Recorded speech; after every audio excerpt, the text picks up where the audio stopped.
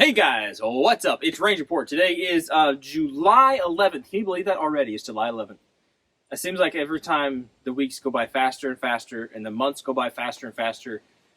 Time flies, man. Time flies. Okay, so Range Report to July 11, 2020. Let's do it.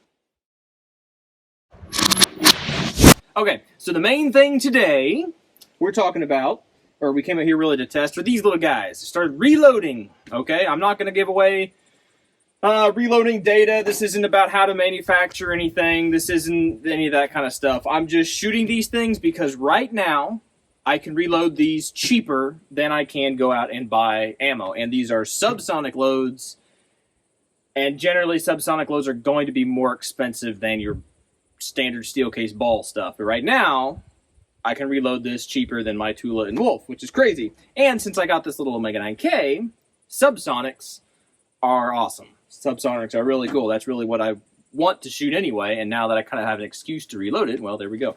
So we reloaded some 165s and some 147s. In all honesty, they both shot about the same. There's not a huge major difference. It almost feels like the 165s have more oomph to it, and I think that's because it's a pressure thing. I think that's because the bullet itself is longer, and I'm using the exact same charge, exact same primers, brass, seating depth, the whole 9 yards. I'm just switching out the projectiles, okay? The velocities are good on both of them. Across the board, velocities are subsonic. It's working great. Everything's hunky-dory, peach keen. But I think since the 165s are longer, when I press those down into the case, it causes more pressure. So I don't think I need so much pressure, so I might tinker with that load. I will tinker with that load. And hopefully even get it down to even less power than what I'm using, and it still cycle and do what it's doing, which would be awesome. It'd be amazing, and that's why 165s in general, when they work, like the Hush, the Freedom Munition Hush 165s, that stuff is awesome. Because it cycles, they use like some weird other kind of powder. I don't know what exactly they use, but they use a very little bit of it, right? And it works great. So we tried that out of all these guns, not this guy. We just reconfirmed 0 on this guy. I'm gonna take a side step. I'll come back to him.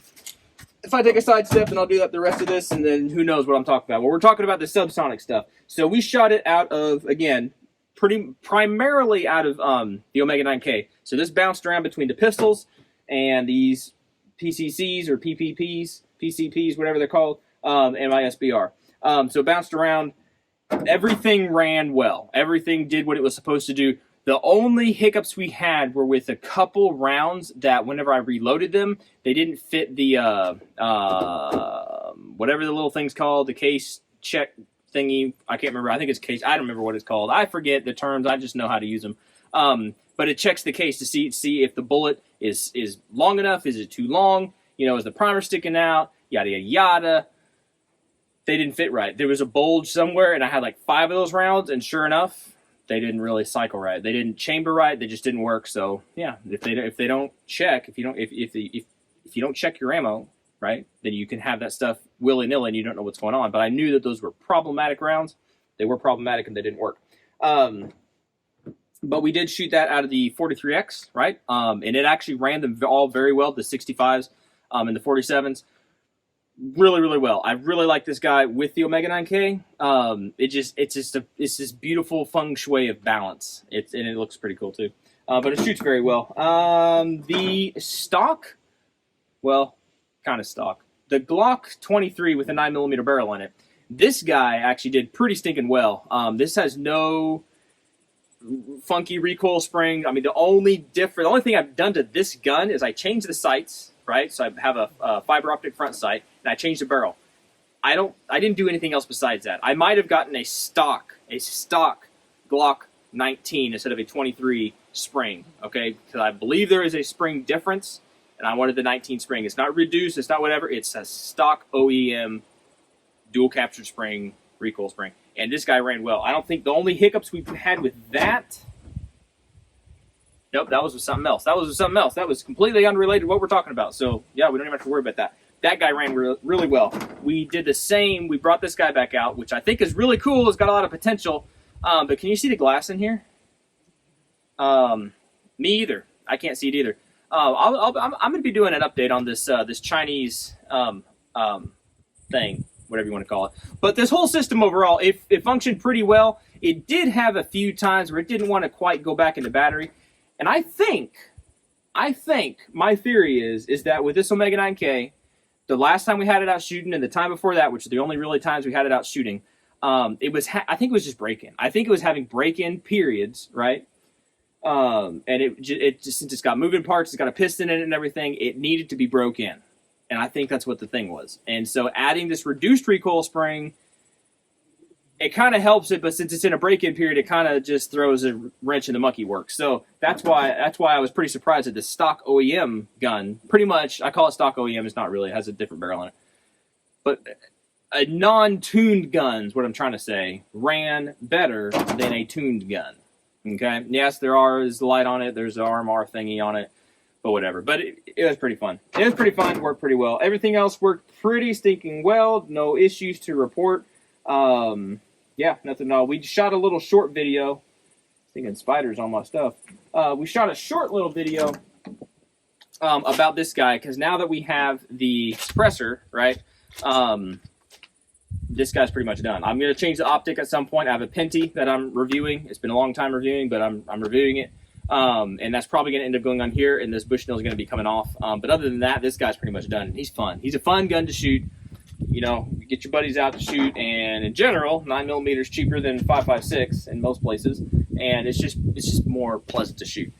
Moving on from there, two things. Here we go. This guy, we went ahead and but we confirmed zero on this guy. Not on paper necessarily, but just out to about 100 yards, and he can hit with, you know, if I'm aiming at what I'm aiming at, I can hit what I'm hitting at.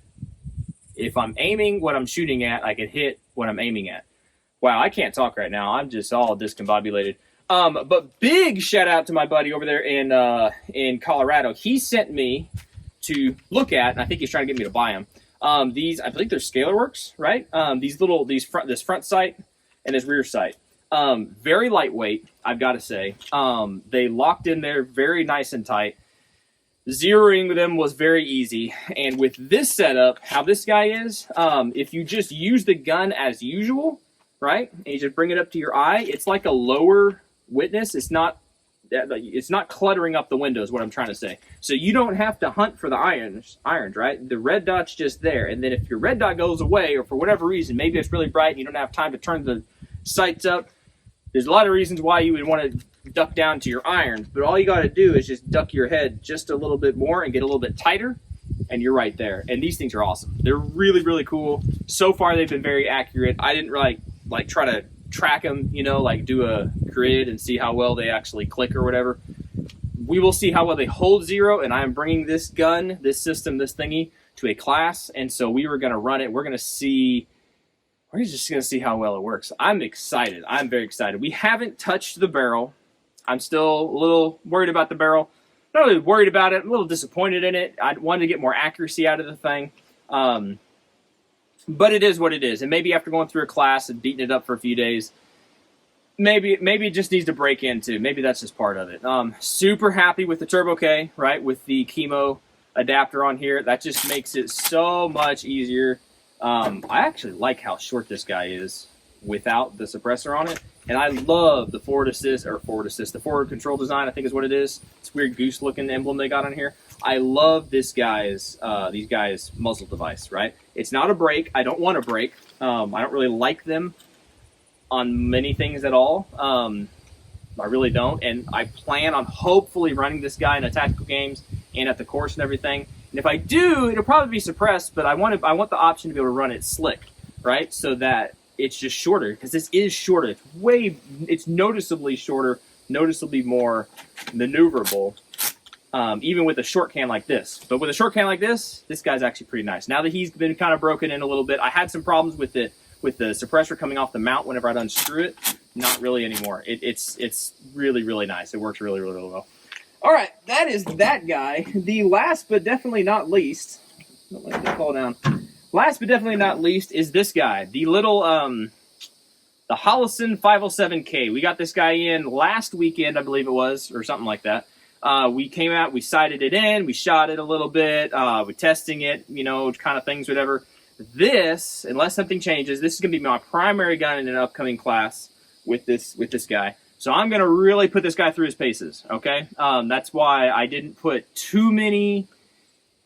I didn't try to do like a burn down thing. I'm not what's his face from Sage Dynamics. I'm not that guy. I don't have 500 rounds sitting around just to burn down. Yeah, he does that. Go watch his video. Excellent stuff. I love that stuff, okay? Go follow him if you don't already. Anyway, but my take on this thing is I'm just using it. And I'm using it over time. I'm not pumping out as many videos about it as I probably should because there's not a whole lot out there. Take advantage of the situation, but I'm just trying to give y'all quality stuff from what I'm getting. And from what I'm getting out of this guy is it is a very clear optic, right? Compared to a actual real Trijicon RMR. This is a very clear optic. I like the dot. It doesn't sit as low as I thought it was going to sit. Basically, you can use the irons, but you are seeing just the top edge of your iron sight on standard height sights, okay? I wish it set down, and maybe it's just the slide, maybe it's not the optic necessarily, maybe it's just the slide. If it just set down just a little bit more, you can see just a little bit more of your irons, it'd be so much nicer. I'm talking, I don't even know if it's a 1/16 of an inch, but I mean, like, it's usable right now, but it's just there. It's just there. Anyway, that's not a knock against the sight, but we sighted this guy in. We shot it on paper, shot it at 25. Group sizes, I'm not the best pistol shot in the world, so group size are about the size of my fist or hand or whatever with some flyers and things. We shot it with 115s, which is what we're going to be shooting the class with. That's what confirmed zero, and it's zeroed, right? It'll shoot the little sticker thingy most of the time, sometimes. If I'm doing what I need to do with 115 Tula. And then we tried some of these subsonic 147s. I didn't suppress it. I don't have a threaded barrel for this guy.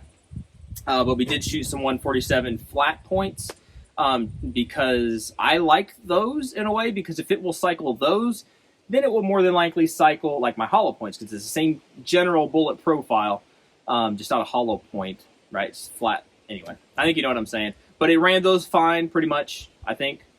There were a couple hiccups, but that was with suppressor. That was with the 43X. But as far as shooting and everything, the point of impact is just slightly off, a little bit to the left. That's offhand and shooting on a bag. So I don't think I'm flinching shooting on a bag. I know I flinch, and I know I do all that stuff. That's why I'm going to go take a class. But anyway, I'm really liking it. It's very small. And with that, we didn't even do a video on this. So here you go. This is what we're going to carry it in. We just got in a couple days ago on the 9th. This Tier 1 concealment. I can't remember the term, which holster this is, but I like it. It's a good one. It seems to be fine. The only thing that I did to it, which probably shouldn't have done, is your Shield S15 magazines. This video is going on long.